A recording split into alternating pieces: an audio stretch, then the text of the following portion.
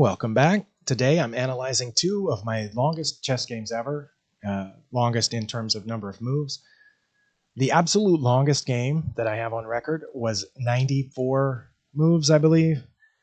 That one's not nearly as interesting as these two. Number one, I lost, also I was behind almost the entire game, and the only reason it lasted so long is because my opponent was not well versed in checkmating procedures.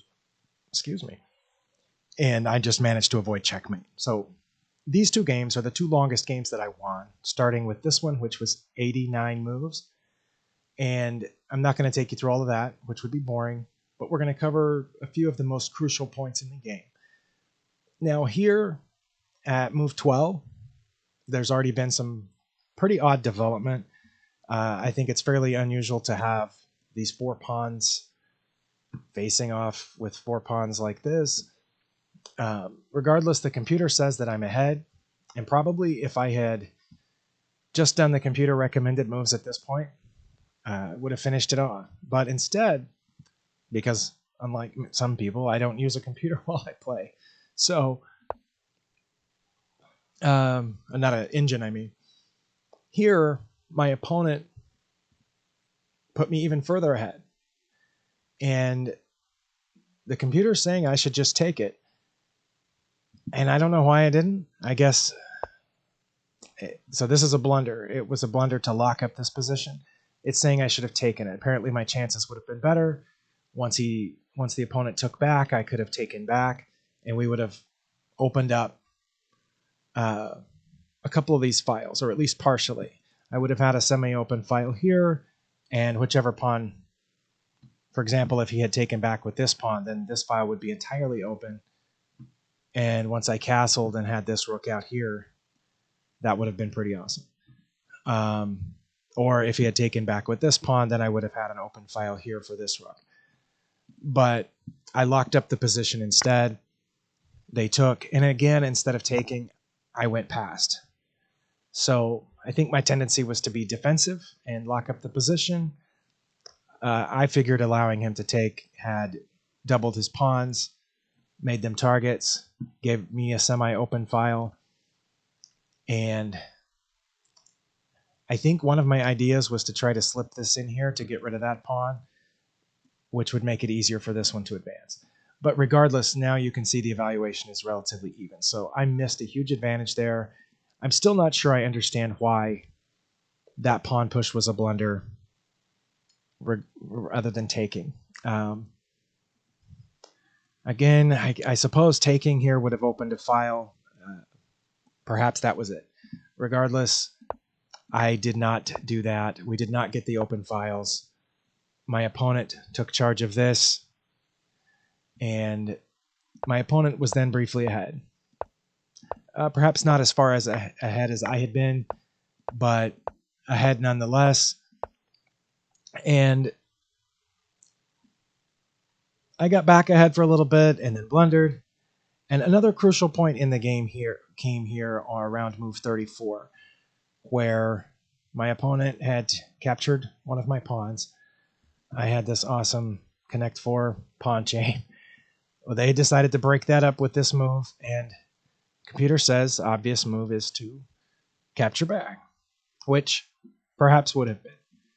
I was about to do that and decided, what if I did something first? An intermediate move. This knight here would be saying check on the king, and it would be protected by this pawn. I figured that would get my knight into a better position. It would block the movement of this pawn, and then I could take this.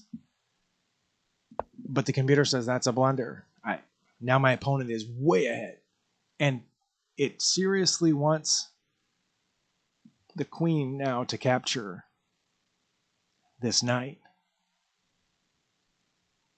which would sacrifice the knight entirely. I really don't know why. The only thing I can think of is then that gives the queen a path down here, and the rook is already coming. But regardless, they didn't do the right thing, because nobody I've ever played, I don't think, would know to do this in the face of losing their queen. I guess maybe another thing is that they would, if they lost their queen, I would lose mine, and then they would have also gained a knight. But they didn't. They ran, which put me back ahead. Then I took that pawn with my knight, which threatens the queen. And from then on, I was never behind again. But we went on. It took a while. Lots of maneuvering, lots of me getting out of danger and trying to make sure all my pieces are protected, trading off minor pieces, leaving me up a piece, trying to root out this king while also taking pawns. And it took a while.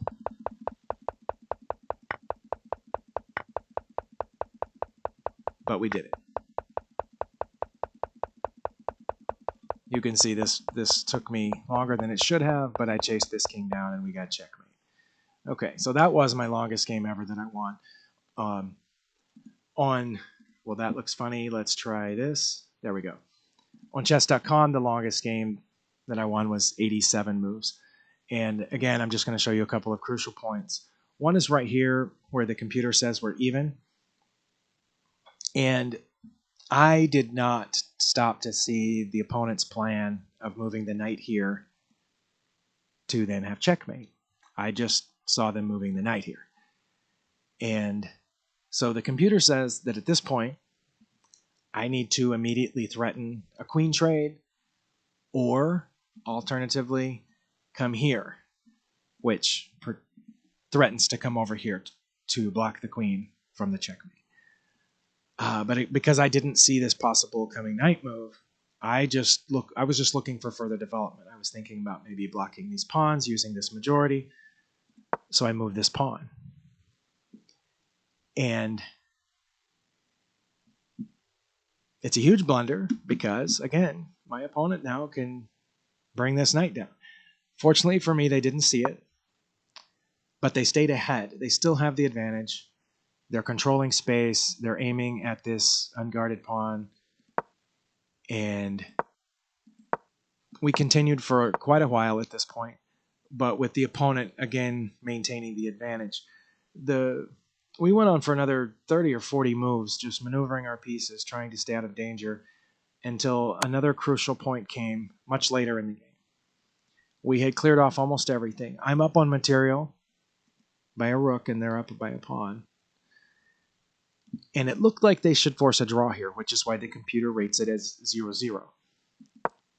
And because they can just do perpetual check with the queen. But the problem was right there.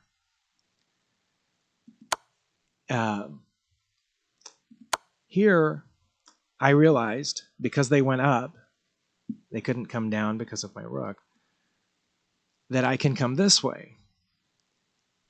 And I can work my way over, is what I was thinking.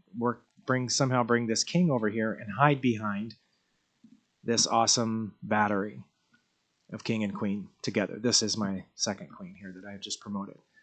So once they moved up, I started coming over. And then they made this mistake of not putting me in check. They took my last pawn, but it now allows me to continue with my... That's a horrible arrow. It allows me to continue with my awesome plan of bringing the king over, which I did. So now they can't perpetually check me because I have so many options, places to go with this king. And then once I get it to this rank, at least that was my idea, once I get it to the A file, I can then use these pieces to block check. So that's what we did after that. And now, if you can see the evaluation bar, it shows that black has an advantage here.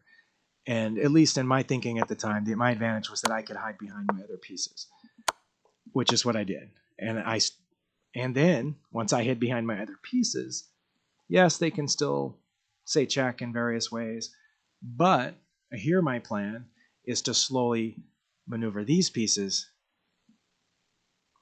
through these series of checks until one of my pieces is putting him in check. So that's what we did. I moved my king slowly but surely up this A file.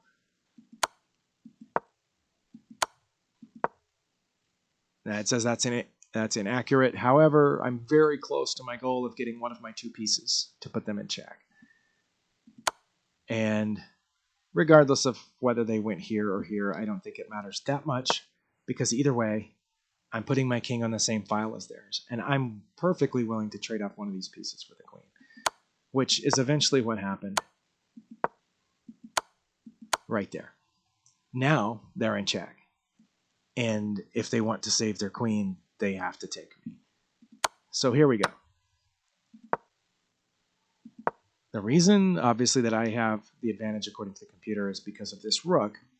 But the reason that I'm not moving the rook right now is because the rook's going to need help down here. And it's going to take the king a long time to get down here to these 2-pawn promotion squares and guard them.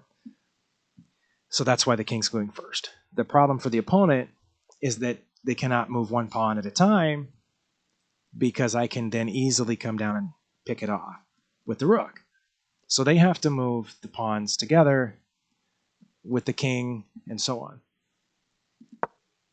That says it was the best move. However, the problem now is that that pawn can't advance, and it's in the crosshairs of my rook.